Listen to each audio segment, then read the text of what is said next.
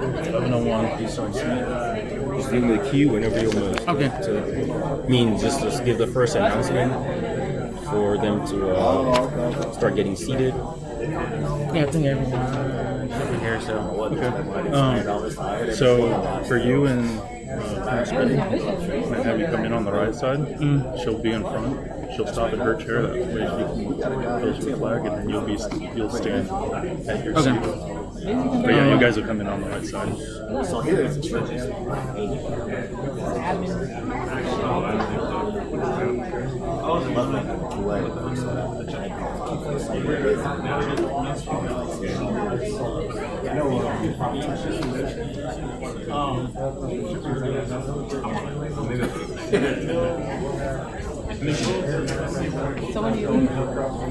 You ready? oh, I guess. Hey, man, congrats. Thank you, Chief. All right. Don't be nervous. It's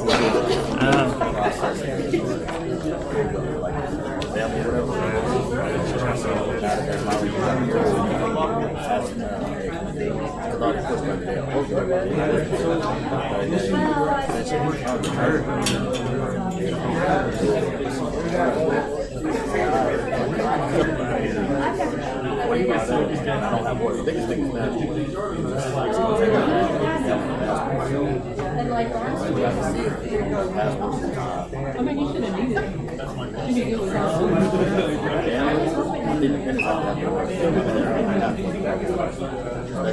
but I was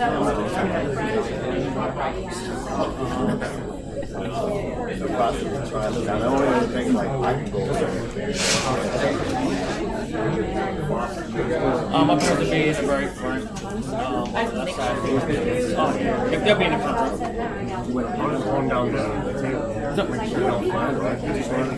Commander's not showing up. The chief is here, and the chief, but not the commander.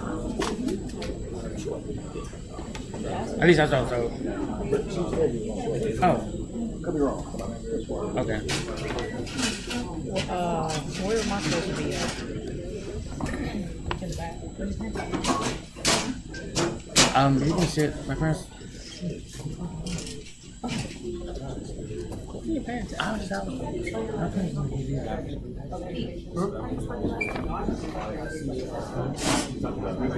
Yeah. It's asking me how I heard about it. These specifics I have to put.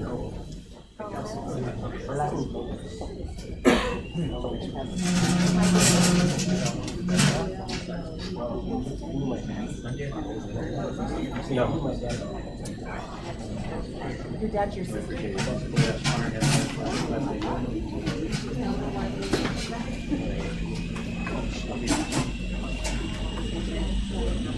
That's what I said. Hi, Misty.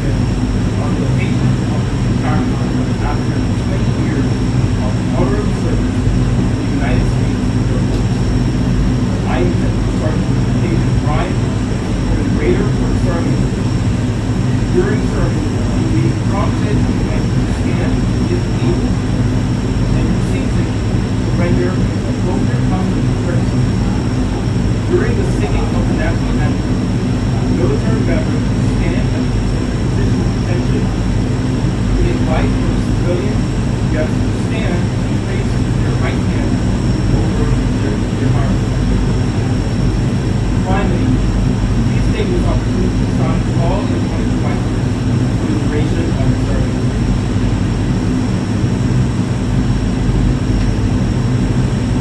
Please stand for the arrival of the original party and remain standing for the national anthem as an invitation by the state.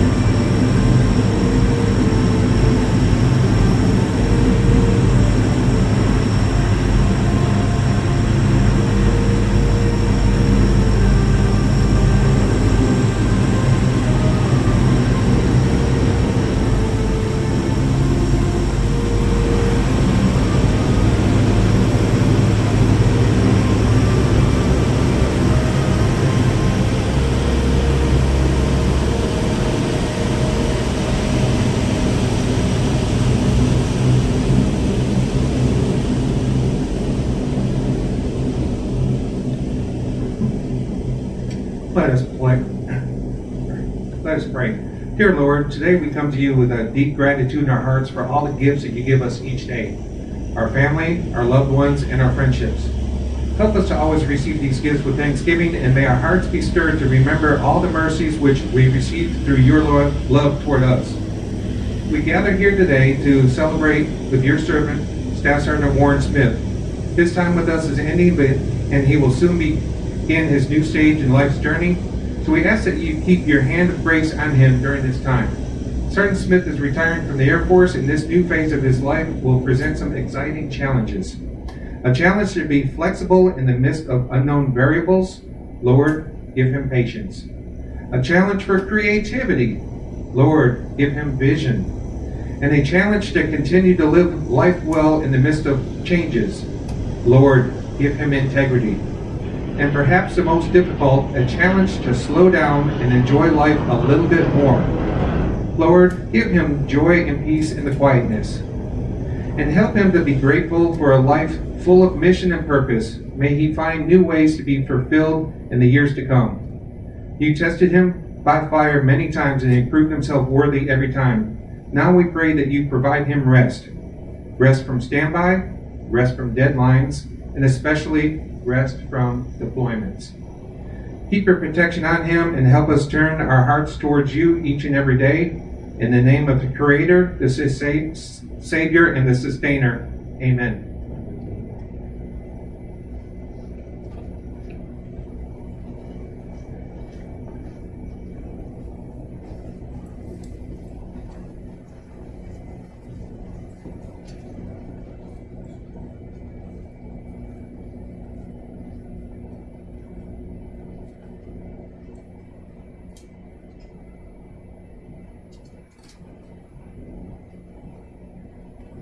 Ladies and gentlemen, please be seated. Thank you, Mr. Krugman, for the invitation. The retirement ceremony is a prestigious event and the highest honor bestowed upon a retiring Air Force member and their families. The ceremony symbolizes the honorable and faithful service rendered to Staff Sergeant Smith with a significant achievement of 20 years. Today, we are privileged to be in the company of Staff Sergeant Smith's parents, Mother Wanda Smith, and Father Larry Smith. Thank you for joining us today.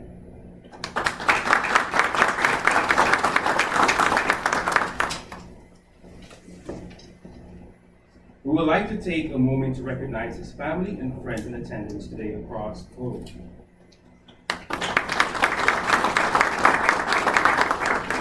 Additionally, we would like to recognize the 502nd LRS Command Team and all Corps dogs in attendance.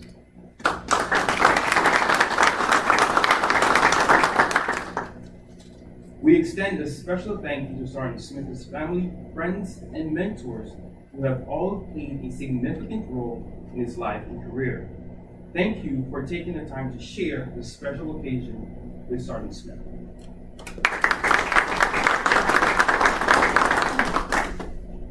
At this time, it is my honor to introduce and welcome today's presiding officer, Lieutenant Colonel Christina Spindel.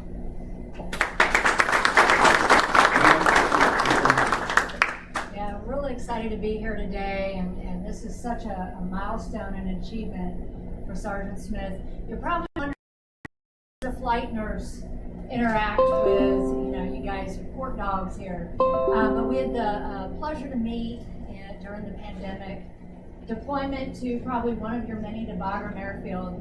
And so we were stuck in this quarantine in Qatar together, a group of 400 deep, and no challenge too big for this guy, no task too small, and he made it happen. We got 400 out, everybody followed the rules, and of course the key was negative COVID rate, right? So that's how we met, and just your willingness to dig deep in whatever that challenge is resonated.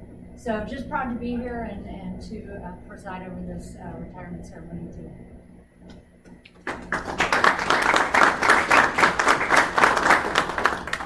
Thank you, Lieutenant Colonel Spindel. Sergeant Smith, please join Lieutenant Colonel Spindel.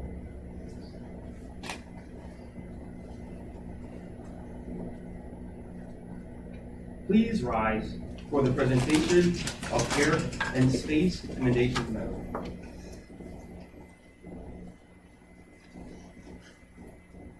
Attention to orders. Staff Sergeant Warren J. Smith distinguished himself by meritorious service as Air Transportation Function Supervisor while assigned to the 502nd Logistic Rescue Squadron, Joint Base, San Antonio, Texas. During this period, Sergeant Smith led a 5-member team in providing airlift support operation across 2 airfields, moving 1,700 passengers and 1,830 tons of cargo for 267 mission partners. Moreover, his exceptional planning enabled 33 airlift missions supporting 4 allied nations in transporting 203 cargo tons, while also liaising with foreign military sales partners for fortifying coalition capabilities. Furthermore, Sergeant Smith coordinated logistics support for Joint Task Force Southern Guard, expediting 143 duty passengers and 48 tons of cargo to Guantanamo Bay, leading his team to be presented a certificate of achievement from the United States Army Sub Commander. Finally, he assisted his team in loading 29 post-watch missions carrying 931 tons of high-yield arms and ammunition, providing critical resupply to joint warfighters, and directly contributed to his team winning the 502nd Air Base Wing 2024 Team of the Year Award. The distinctive accomplishments of Sergeant Smith accumulated a distinctive career in the service of his country and reflects credit upon himself and the United States Air Force.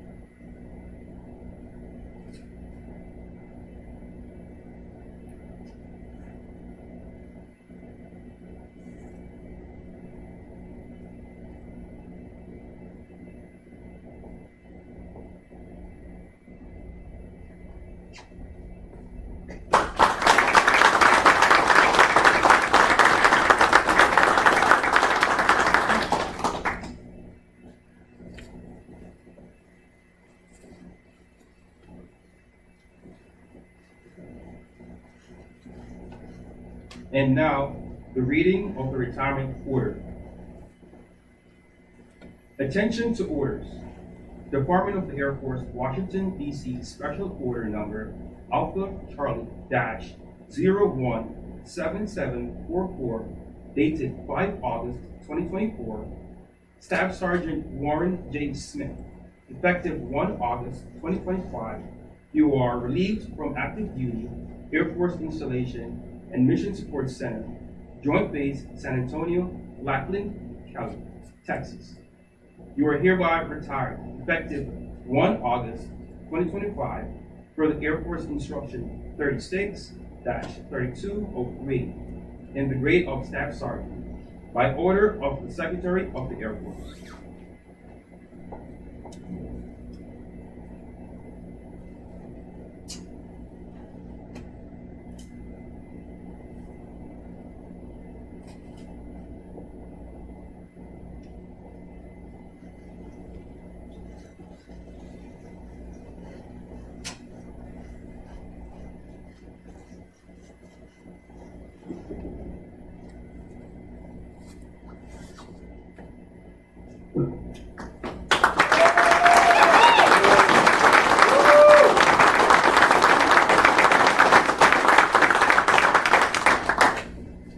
Thank you. Lieutenant Colonel Spindell and Sergeant Smith, please remain on stage. Everyone else, please be seated.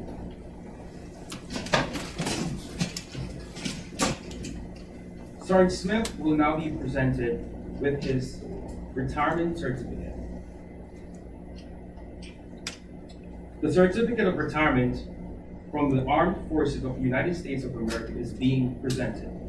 This is a certified that Staff Sergeant Warren J. Smith, having served faithfully and honorably, is retired from the United States Air Force on 1st August 2025.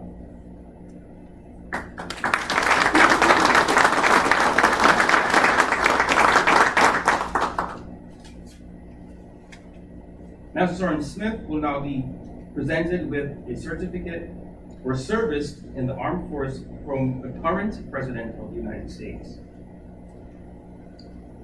And it reads, Staff Sergeant Warren J. Smith, I extend to you my personal thanks and the sincere appreciation of our grateful nation for your contribution on honorable service to our country. You have helped maintain the security of the nation during a critical time in its history, with a devotion to duty and a spirit of sacrifice, in keeping with our proud tradition of military service. I trust that in the coming years, you will maintain an active interest in the armed forces and the purpose for which you serve. Those who follow in your footsteps will draw inspiration from your commitment, dedication, and sacrifice made to ensure the protection of our American freedom. My best wishes to you for happiness and success in the future. Signed, Donald J. Trump, Commander-in-Chief.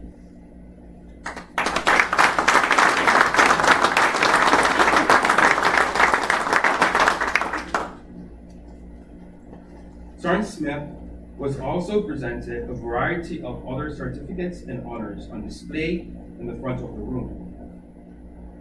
Next, the retirement pin accompanies the retirement certificate. We would like to invite Mrs. Wanda Smith to please come forward to place the retirement pin on Sergeant Smith's left.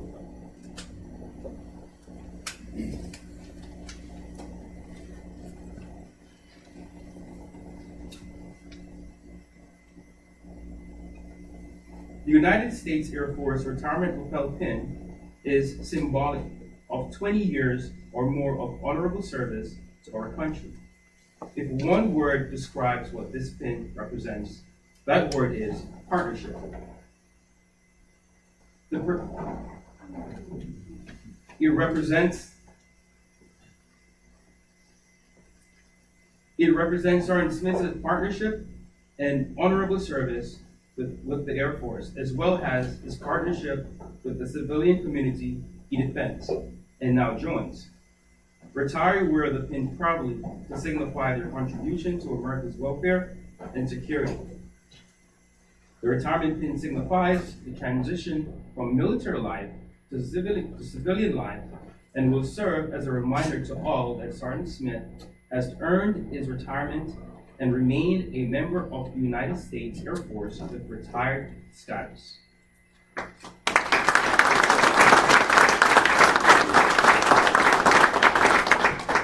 Thank you, Mr. Smith.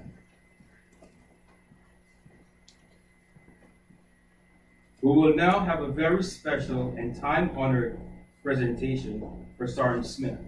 Would Senior Airman Khalil Lee and A1C Tafoya please come forward?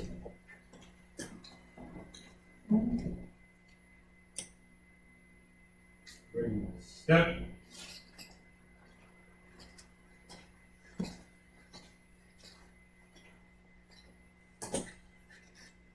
For more than 200 years, the American flag has been the symbol of our nation's unity, as well as a source of pride and inspiration for millions of citizens. Born on 14 June 1777, the Second Continental Congress determined that the flag of the United States be 13 stripes, alternating between 7 red and 6 white, and that the Union be 13 stars, white in a blue field, representing a new constellation.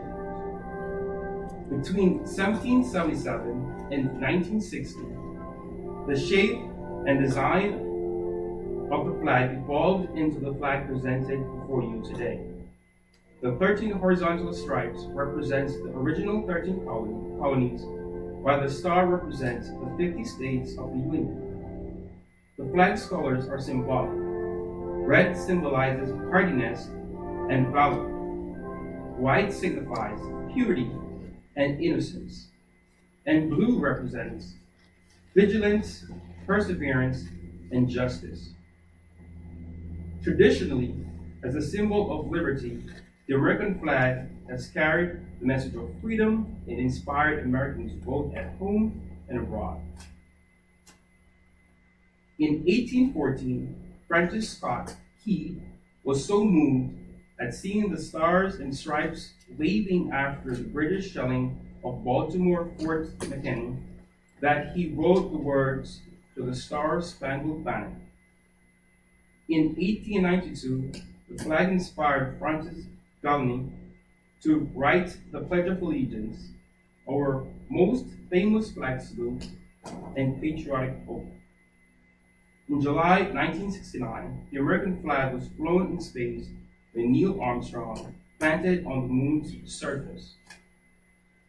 Today, our flags fly on constellations of Air Force satellites that circles our globe and on the fins of our aircrafts in arm's way in every corner of the world. Indeed, it flies in the heart of every airman who serves our great nation. The sun never sets on our U.S. Air Force, nor on the flag we so proudly cherish. Since 1776, no generation of Americans has been spared the responsibility of defending freedom. Today, airmen remains committed to preserving the freedom that others won for us for generations to come. By displaying the flag and giving it a distinctive fold, we show respect and express our gratitude to those who fought and continue to fight for freedom at home and abroad. Since the dawn of the 20th century, airmen have proudly flown the flag in every conflict on land and skies worldwide. It is their responsibility, our responsibility, to continue to protect and preserve the rights, privileges, and freedom that we as Americans enjoy today. The United States flag represents who we are. It stands for the freedom we all share and the pride and patriotism we feel for our country. We cherish its legacy as a beacon of hope to one and all. Long may it wave.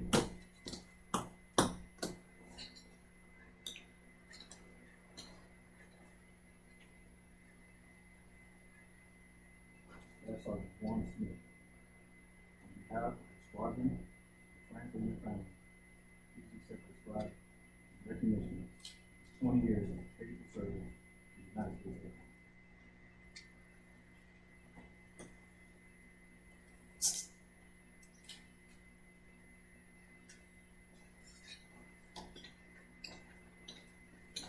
Ladies and gentlemen, let's give another round of applause for Sergeant Warren Smith.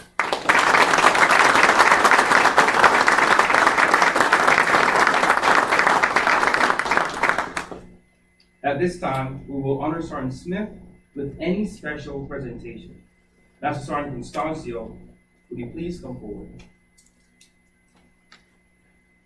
Hello, everyone. As Sergeant Brian said, I'm Master Sergeant Constancio. I'm the superintendent here. I've had the luxury of working with Sergeant Smith for the past year on and off. It's not very often that we get this type of caliber NCO to come into our facility and just hit the ground running, right? It takes a special person to, for one, how you came to us. I guess I can backtrack a little bit. We got a phone call just randomly. Hey, I got a staff sergeant coming to you. And I was like, I'm looking at the rosters. I don't see anybody you're talking about. And then he actually showed up about a week or two before, right, to introduce yourself. So before I even knew he was coming, he just showed up. He just wanted to know what we do here. So moving forward a year, right, he was able to, or moving forward to when he came here for that year, he was able to make everlasting impact in what we do. A testament to the decoration that he was able to achieve throughout that year, because it's not everyone that gets a decoration, especially a commendation medal, in just a short span of a year. Typically, you have to do about 3 to do that. But Warren was able to do that in a year. So just a testament to the kind of NCO and caliber that we're talking about here. That being said, sir, I have a couple of gifts on behalf of the terminal. You come forward. So we got a pallet here that says, thank you for your years of hard work and dedication to your country and the United States Air Force. And then we also have a chalk here to symbolize him pulling chalks from our unit, right, for the last time. So typical 222 fashion.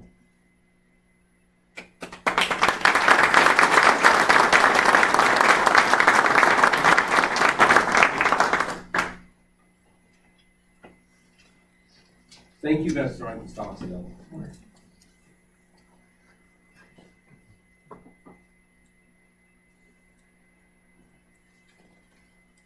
Would Staff Sergeant Dejanay Martin please come forward?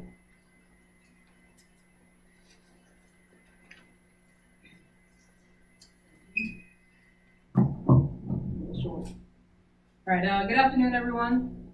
It's a real honor to be here today to celebrate my friend, my roommate in Fort Dog, Warren Smith. He enlisted in 2005, 20 years ago, and he has earned every minute of this moment. Brief history, I met Warren in 2019 at Nellis Air Force Base, where we both worked as 2T2s, air transportation supervisors, making sure the mission moved no matter what. If you want to test a true friendship, though, try spending long shifts under the Nevada sun, debating who should inspect the next pallet of hazmat, or better yet, what unmarked baggage pallet goes on what aircraft 15 minutes before departure. Let's say you learned a lot about each other, especially how many stern conversations it takes to make an airman cry before it turns into a leadership briefing. But we also shared a few laughs along the way. One of my favorite memories with Warren was during a Christmas party on Fremont Street. Our commander, who clearly knew how to throw a party, paid for an open bar. Let's just say everyone enjoyed themselves. But the real highlight came midway through the night when she whipped out a money gun, ran down the aisles of the tables, making it rain dollar bills on the whole squadron. Me and Warren still laugh about that evening. The chaos, the camaraderie, and the sheer disbelief that was actually happening. Moments like that remind you of how lucky you are to be part of a team like this, the Air Force team. But our bond didn't stop at work. When we weren't on the flight line, we were living the Vegas life, enjoying cold beers, smoking cigars with friends, and singing our best karaoke at Cat's Meow. Now, being roommates, I can't say Warren kept the fridge stocked, but he did keep me entertained with his cooking skills, especially when he tried to cook vegan spaghetti. Still don't know how he made it taste so terrible, but I know every time Warren's in the kitchen, every single pot and pan will be used to try and make a new recipe. Fast forward to 2021, our paths took a turn. We were both selected to become MTLs, military training leaders, for special warfare. That meant packing up, saying goodbye to Nellis, and heading to San Antonio. When we both got here, we weren't 2 T2s anymore. We were 8 Bravo 100s, responsible for the supervision, mentorship of special warfare students. And just like in Vegas, we kept our tradition, this time sharing a house in San Antonio. It'd be like sharing a place in Vegas was an adventure, trying doing it in a new city with a new mission and a whole new set of challenges. But through it all, Warren was a constant. The guy who kept the Wi-Fi running, because Lord knows I don't know about technology, who always had my back and who never let a day go by without a goodbye. And a questionable no. For context, being an MTL isn't a teaching position in a traditional sense. It's about leading by example. It's about making sure students have what they need to succeed, enforcing standards, and being there to guide them through the toughest moments of their careers. During those 3 years, Warren was the kind of leader you could count on. Someone who knew the regs inside and out, and who could troubleshoot problems at 2 a.m. Who never lost sight of what mattered most, taking care of our people and getting the mission done. But what truly sets Warren apart is his impact as a mentor. While at Special Warfare, he supervised and mentored over 900 students. And I can tell you firsthand, he didn't just enforce the rules, he showed them how to lead, how to persevere, and how to take care of one another. That's a legacy that will ripple throughout the Air Force for years to come. Those airmen are out there right now making a difference because of the foundation Warren built. That's not just a career, that's a calling answer. But let's be honest, Warren's career wasn't always as smooth as we hoped for. For 15 years, he watched people move up while he stayed as staff sergeant. That's a tough pill to swallow, especially for someone who gives so much to the mission. But here's what I saw. When Warren never let rank define him. Never let him define his word. He kept showing up, kept leading, kept mentoring the next generation. That's the mark of a true professional and a true friend. I remember one night at Creech, and I'm sure Warren does too, when everything that could go wrong absolutely did. The weather was awful, the cargo was piling up, and our crew was exhausted. But Warren was the calm in the storm. He cracked a joke, rallied the team, and we got it done. That's the kind of leader he is. Someone who leads by example, even when no one is watching. But I also want to share something a little personal. You see, I'm not exactly known for my memory. In fact, it's pretty awful. But Warren, he's my memory. Whenever I blank on a name or a detail, he's there to quietly remind me. He reminds me of the little things I never keep track on my own. He's not just a friend, he's my backup hard drive. Now I'm forever grateful. Now Warren has hobbies, a lot of them. Anyone who knows Warren knows he's got a passion for saltwater aquariums that borders on obsession. I swear he could give a TED Talk on reef ecosystems. And if you're lucky, you might get a tour of his latest underwater masterpiece. Though I can't promise the fish will still be there. Which brings me to a little story. When Warren deployed, he left me in charge of his aquarium. It's about a 40-gallon saltwater fish tank. Now, you would think he'd give me some directions, maybe a detailed checklist, a few lessons. Nope. The only thing he taught me before he left was how to read the salt levels. Fast forward 30 days before his return, the tank crashed. All I could do was send him a text that read, "Hey man, you might want to sit down for this." But you know what? Warren took it in stride. He didn't yell, he didn't panic, he just laughed and said, "Guess I'm starting over when I get home." That's Warren, calm under pressure, even when his prize fish are involved. But what really defines Warren isn't just his sense of humor or his hobbies, it's his character.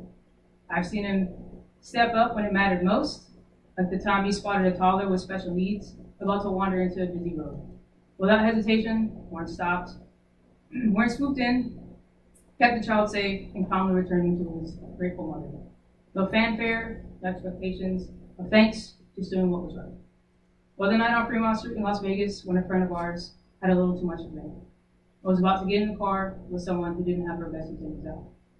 Warren stepped in, made sure our friend was okay, got her home safely, and probably saved her from a world of trouble. That's the kind of guy Warren is. Always looking out for others, always putting people first. And then there's his passion for Broncos. Warren doesn't just drive it, he takes it off-roading like in a Mad Max movie. Mud, rocks, dirt trails with the bros.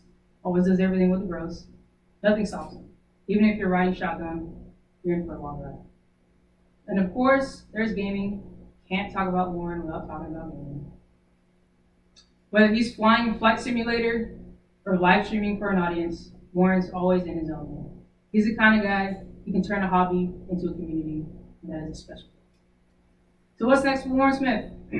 Retirement isn't the ending, it's a new mission, which means more time for the things that he loves. More time for fish tanks, maybe with a little more guidance for the next person. More trails to conquer in the Bronco, more hours of gaming and streaming. And knowing him, he'll tackle it with the same energy and enthusiasm he brought to the flight line. So on behalf of everyone here, Warren, thank you. Thank you for 20 years of service, your leadership, and your friendship. Thank you for being my memory when mine fails me. Thank you for the times you've stepped up without hesitation to protect those in need. Thank you for mentoring and guiding over 900 special warfare students, shaping the future of our Air Force, and leaving a legacy that will endure. Thank you for being my roommate, my teammate, and my friend. In Vegas, in here, San Antonio, and wherever else you are in the world. You left a mark on the air transportation career field, special warfare career field, and all those who've had the honor to serve with you. Warren, you made us all better as airmen, as friends, and as people. Congratulations on your retirement, and I can't wait to see the next adventures in life.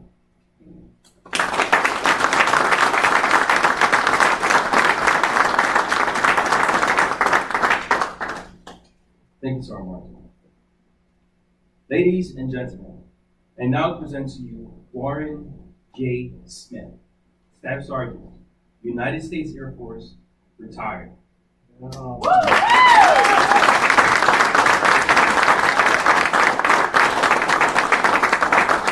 Sergeant Smith, the floor is on yours.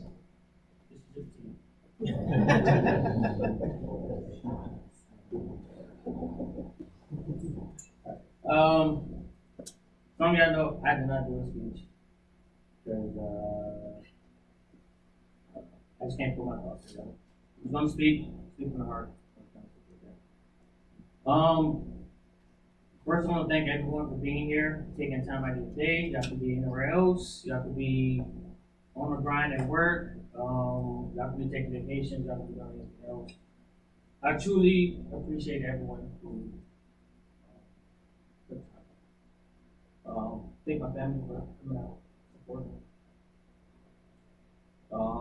Friends, Martin for traveling from Germany, wife from traveling from Virginia, Jose, Gina, and Rita for traveling from Washington. Alright, yeah, so anybody else who traveled, well, I see one so later, we should be traveling out here, so, from Louisiana, so.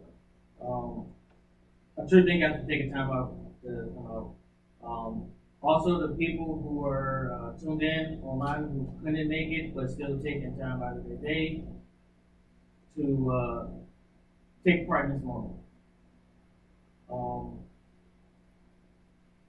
20 years is a long time. It's a long time, but it also is pretty cool. It literally felt like I was just in basic training, probably about like 5. Last right quick, when you're doing a lot of things, doing stuff you enjoy, always on to so. First time in my career, joined in 2005. Went to basic training here, back then obviously. Went to tech school here, that was on the other side. Before they moved it over to Fort Lee, Virginia, which kind of wish it was kind of moved a little bit later, because that's home for me, where Fort Lee is, so I went to tech school home. That's what it is. After that, went to my first base, had the grueling first base of Hickam, Hawaii. So tough times there. The Ross Richter, the tides were rough and all that kind of stuff. So, while I was there, I got to go TDY a lot of different places. I was part of the LRS out there. I got to go to Indonesia, Malaysia, Thailand, Australia. Got to see the world, got to do some things, got to have an impact. Back in 2007, got to go to Bangladesh for the humanitarian. Got a phone call, got 24-hour notice. The cyclone severe that hit Bangladesh, and I just put on senior airman. And I was the only airman out of the 5 of us, and it was pretty much, I'm in charge of building cargo, loading cargo, doing packs manufacturing, doing everything that I did not know what I was doing. But I had some good mentors who helped me. It was pretty much a crash course on, hey, we got to get stuff done. People need help. So, and it kind of started my fire to like my passion for doing humanitarian type stuff. So got to enjoy doing that. We had someone puts up on the plane. Apparently, the C-130 was cracking the runway from how heavy it was. But what am I to say? Keep loading it up. So did that. Right after that, I got to come home for Thanksgiving for a little bit. So that was part of one of the reasons why I ended up loading the plane up too much, because they said once we hit a certain amount, we can go home, and I want to go home. So Bangladesh is not a fun place really. It's not that developed, but yeah. So and I kept. They said we need to hit this number. We hit the number within a week, and because we hit the number big, they decided to open the number up. Did it again. Hit the number again. I think they bumped like 3 times. So I just want to go home. So I just wanted to go home for my mom's cooking. So after that, got the unfortunate PCS to go to Japan. So tough times there too. Let me go back a little bit. When I was in Hawaii, I got to deploy. My first deployment was to Turkey. P1 deployment, whatever. That's where I met Gina and Jose. Then that's when they kind of took me as family to them. Like the little lost puppy that I was. So they're the ones who got me to not eat my steak well done anymore. It was pretty much this is how they fix the food, and if I want to eat, I have to eat it that way. So and then probably right when the time I left Hawaii, by chance they got orders to Japan, so we was in Japan and we was there. They took in the puppy again for a longer, extended period of time. Got to explore Japan and all that stuff. Another deployment out of there as well. Went to the D a bunch of times, like second home, I guess. A big thing that happened in Japan was the earthquake that happened in 2011, Operation Tomodachi. That was one of the things where I slept through the first earthquake, and I woke up on the second one. I made a post on social media that Archie made, talking about Godzilla or something. And then trying to find out, that's when things was hitting the fan. So at that point, it was pretty much back on the grind, because we just finished the exercise at that time. So it was back on the grind after being up for like a week or 2 working shift work. So we had to roll right into that non-stop providing relief. We got to touch a lot of stuff. As far as the people coming in, cargo going out, even got the water pump that cooled down the reactor for the second element. So had hands on with that. That's by far my biggest accomplishment. I'd like to say that impacted on the world. During that time, I was supposed to go to Gina and Jose's wedding. Supposed to have my tickets purchased and everything, and I was told I couldn't go. at this point. So, I still got your invitations still on my fridge to this day. Wanted to go to Hawaii to their wedding, but, you know, wasn't able to, so. After that, got the best assignment in the world, got to go to Dover. For 5 years. Yep, got to go to Dover. So first year, they said, hey, you don't have no court experience.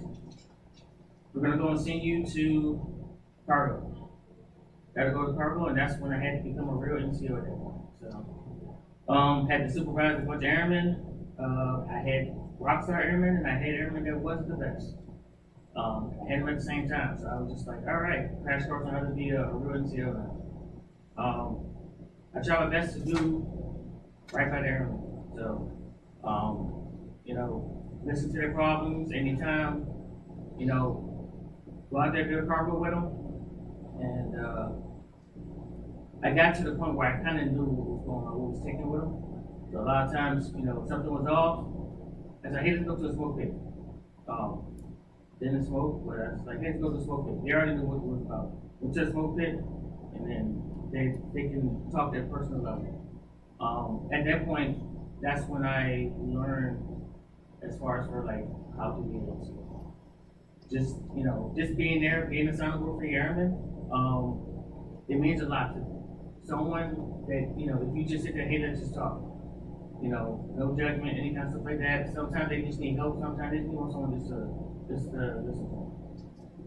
And that's what I try to do. Because that's what I look forward to as far as what I have to do. After that, what else I had to go with? After a year, deployed, went to Kandahar for a little bit.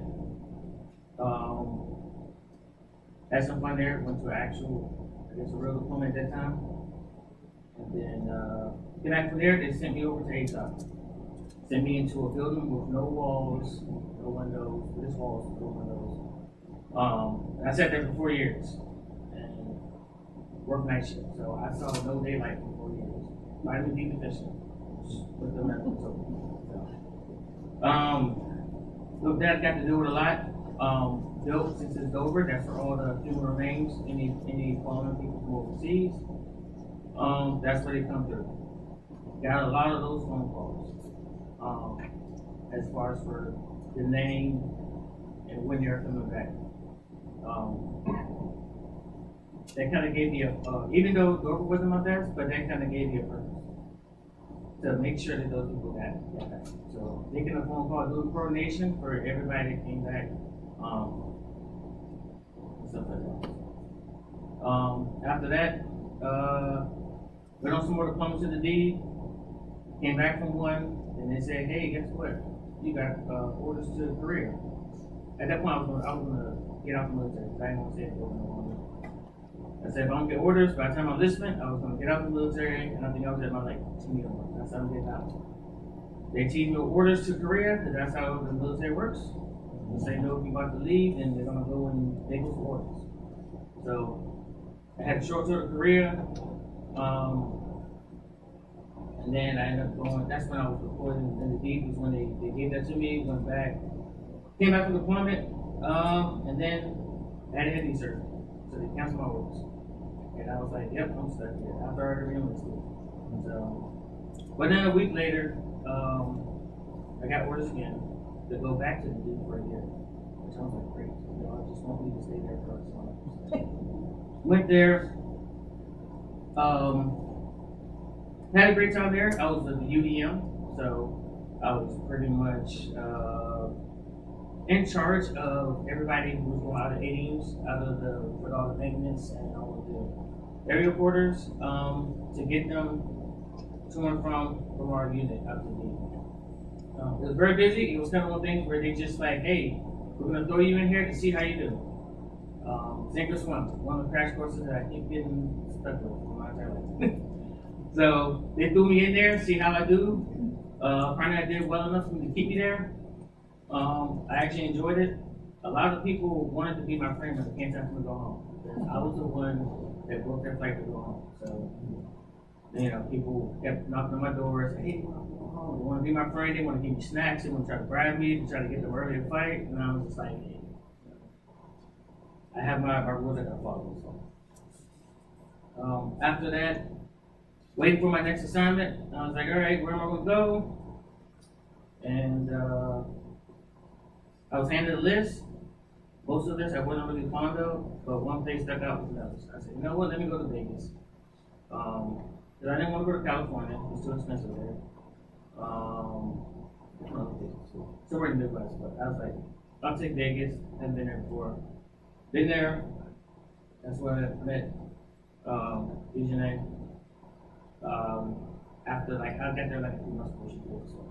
Got there, it's expensive, prices start going up, and then she was like, hey, it's expensive my place. I was like, hey, like, I'm trying my lease about to end. So then that's like, hey, let's 3 roommates.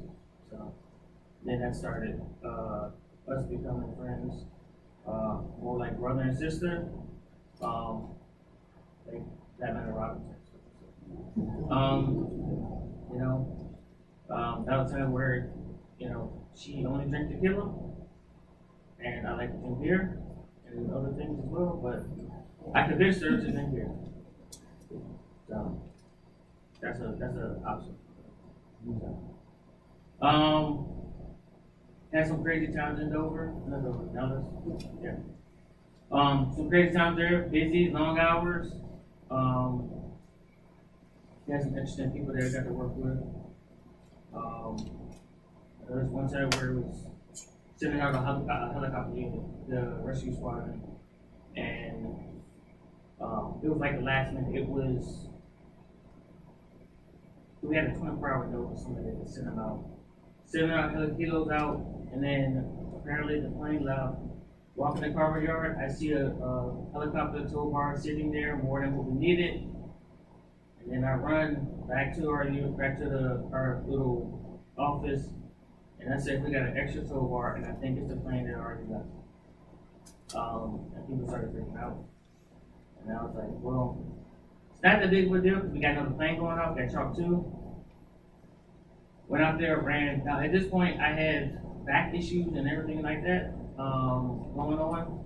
So, was trying to find out to have, you know, some stuff going on, that stuff, the military. So, ran like 100 yards with a tow bar, dragging it behind me, hunched over to drag it out to the plane, while leadership was wondering, like, we're missing the item on the plane. So people kind of did a little, you know, freaked out about that. Ran up there, dragged it, talked to the local guy, said, hey, this plane got to get a little Chalk 1, we got to get it out here. He said, sure, fine. Dragged it up there, I said, here, we're good, issue solved. They were surprised how quickly it was. I said, we just got to drag it out to the second plane, it's going there anyway. So, yeah. After that, I had to get dry needles in my back to try to fix my issues. But pushed through that, trying to get the mission done, everything. So, that was around the same time where I re-enlisted, my last re-enlistment that I did, was indefinite, and finance stopped paying me.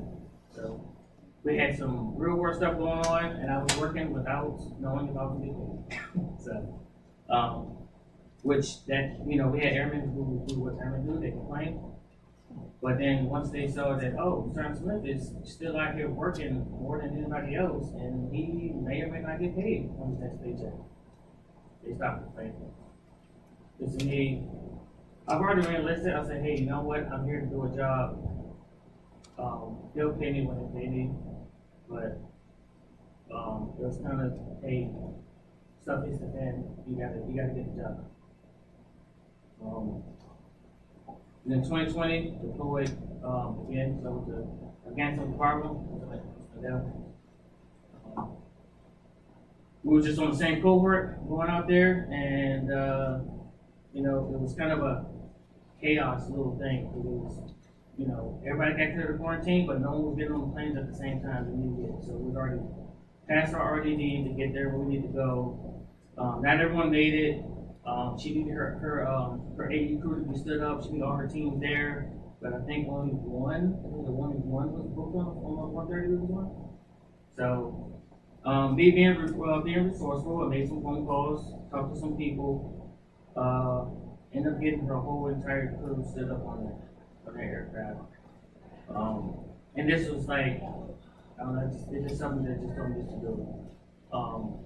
Wasn't looking for anything out of it. It's just, hey, I'm a 222. I'm resourceful. I know how to make some phone calls. You know, if I can attempt to make something happen, I'll do it. Come back from deployment after a tank crash. You know, started my new tank again. Got my fish that's still been kicking around. So that's for 5 years now. So they're still alive. So they're keep staring at me every day. They act like they don't. I feed them, so, regardless of what you say. But the tank's doing well. I'm on my second tank right now. Got fresh water, salt water. So, and then I had to replenish all of my corals, which is nice. And then after that year, we got the phone call, well, got the message saying, "Hey, you're getting nominated for DSD," and you get the pick. I said, "Well, I don't want to do it." And I was like, "Well, you need to pick it." All right, guess I do MTL. So, with MTL, she was deployed when she got notified she was going to DSD. So, and then just that somehow we both got come to Blackman and be a special worker. Didn't know how this happened. Got to go there. I got here a month prior to she did, and pretty much say, "Hey, we'll be roommates again," because I mean it's expensive out here in Texas, so price is getting up. So she's like, "Sure, cool." I said, "All right, you know, we'll go over here and continue to be, you know, partners in crime." So, special warfare, I learned a lot being in MTL actually, dealing with a different breed of students, dealing with students built like the rock, crying like a little baby, and then they turn angry real quick because they got, I don't know if they're taking testosterone or something, I don't know. You get tested to be a supervisor. At any time you can get called with a problem with airmen. People get problems of something happens when they use the bathroom. You know, this doesn't feel right. So go to the bathroom. You tell me. And even some people where it's when it comes to Xmas, when it's time to go on for Christmas, they never flew in a day in their life. This is when that's like, hey, trying to be an NCO, teach them about the different kind of perks of being military travelers. Got to teach them all of that. A lot of them, you know, save them money because some of them was about to buy bags, and you shouldn't be paying for bags if you're traveling military. So, save them a lot of money, all that stuff. Airmen getting locked out of their dorms all the time. They lose their key. Coming back drunk, see airmen coming back drunk, make sure they're good to go. So come talk to me on Monday. Stuff like that. Then after that, came over here to the LRS. Be back in Court Dog world. I love being a Court Dog.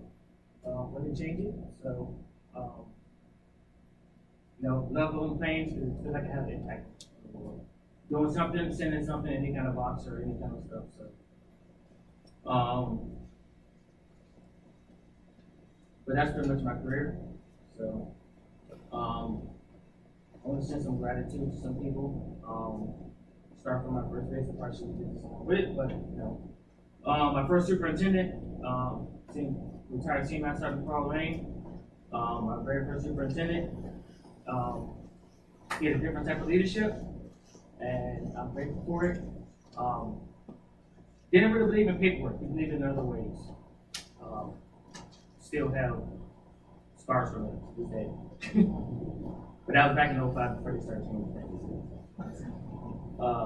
You know, learn the hard way. My first supervisor, Dave Webster, he's retired as well. Great supervisor, Pittsburgh fan as well, so they kind of looked into it. The airman I came in with at that time, DeRay Davis, Trevor Bush, Gary Tomstead, and Savon, and that's all of us. They kind of set the foundation as far as for becoming, you know, what it is to, you know, just over there, getting where you fit in. That's where it was. to get the ground get work for. And that kind of helped mold me who I am. When I was in Dakota, obviously Jose, Gina, taking the wing, the Dunkers, they're going to Guam. They took under their wing as well, as their little puppy as well. Also Rivera, Alonso Rivera, they him in Turkey, and then ended up in Japan with us as well. So he's out there. He survived being a recruiter. He's about to be out as well. Dover, pretty much my supervisor, Eric Silva. He's retired as well, just for everybody trying to retire. This is my supervisor there, and Ron Harper, who's my second supervisor out there. Thank them for any kind of mentorship that they gave me.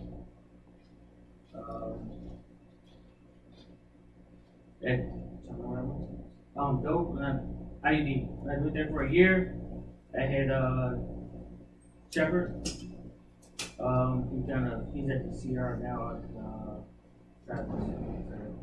He was a good mentor of mine, and after that, went on to Nellis, Sergeant Quiroga, Sergeant, his name, last name is Sergeant. Rear supervisor, Sergeant Macias. Learned a lot from all of them. And then did over the special warfare. Learned a lot. Something else. Sergeant Haynes, Sergeant Tyman, Sergeant Terrace was my supervisor.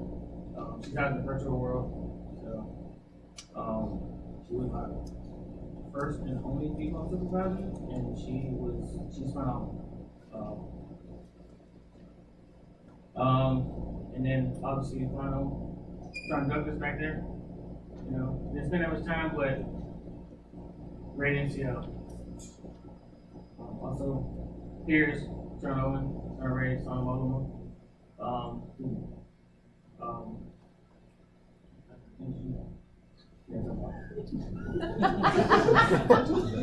My brain bug. Also the civilians. My brain started. I'm rambling on right now. Yeah, probably.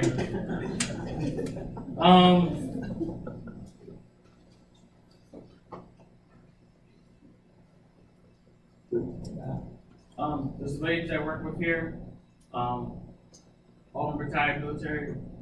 I'm a lot from you guys. It's been a pleasure. Airmen, enjoy working with you guys as well. Keep pushing. Do what is best for you that you see in life. You know, if something you want to go do, go out and get it.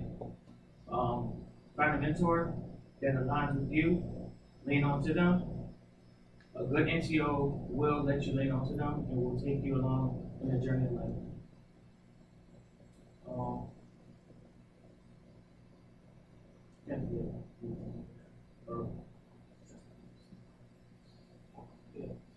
She's our religious affairs person at Special Warfare. Went to her a lot. She helped out a lot.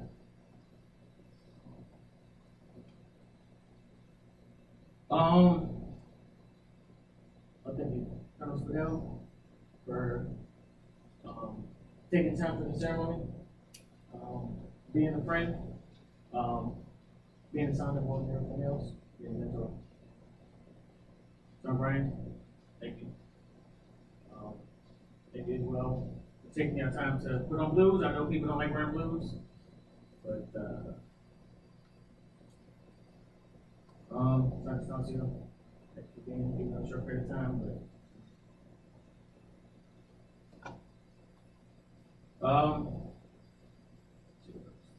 had a whole 2 pages.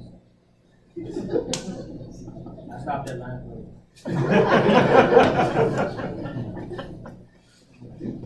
we're just talking points, you know, ChatGPT kind of like that. That just kind of went all down. So, alright, what else? Doing all this. Looking ahead, what's doing next? Work again, I don't know. During my skill bridge, I was teleworking the whole time, and I realized that I did not like staying at home a long period of time. I have to be active, I have to do something. So, teleworking is not for me, because I'm literally just sitting in the house and I start to go crazy and I forget what the sun is like and how hot it is. Friends come ask me the weather, I said, I don't know, I've been outside like a week, so, yeah. So other than that, I'm, trying to find something to keep myself active. That's what the plan is. Want to do more trips around the world, I guess. What do we do? Around the US, whatever. With Jay called out the Bronco Roads. So, I appreciate you guys for coming out, taking time out to do. Feel like family here for me.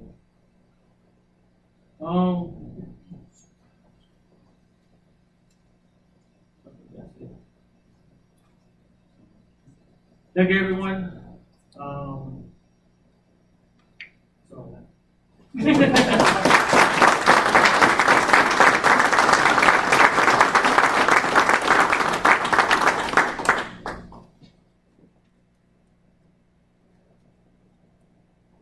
Thank you, Sergeant Smith. We are proud to have started with you, and we wish you and your family continued success. Ladies and gentlemen, please rise for the singing of the Air Force song. Thank you. We got something. This is normal, we forget that. I have something for my parents. Mom and dad, that's what it is.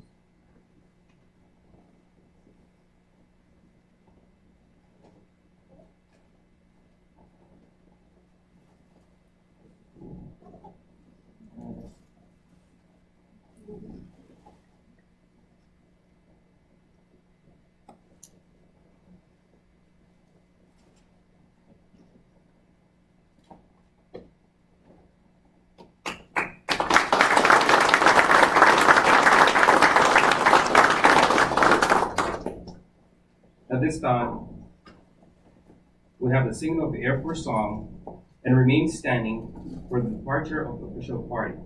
The words are included on the back of the program.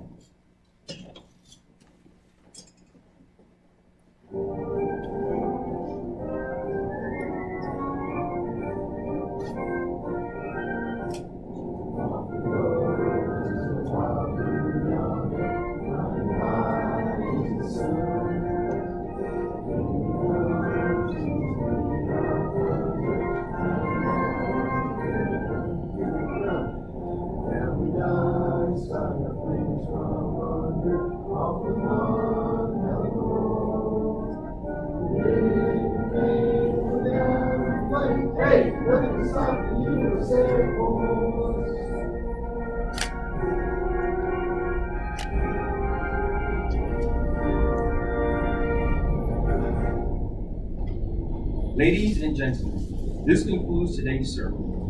On behalf of Lieutenant Colonel Christina Spindel and our newest retiree, Sergeant Smith and his family, thank you for attending.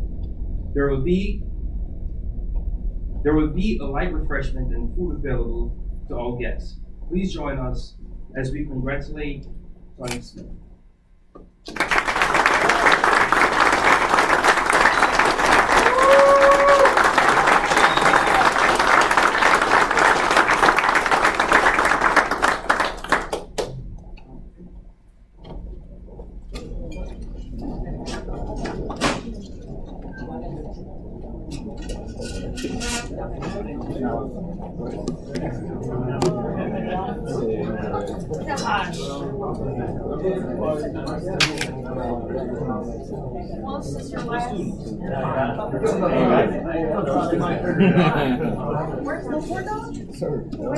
There wasn't really a. I wanted.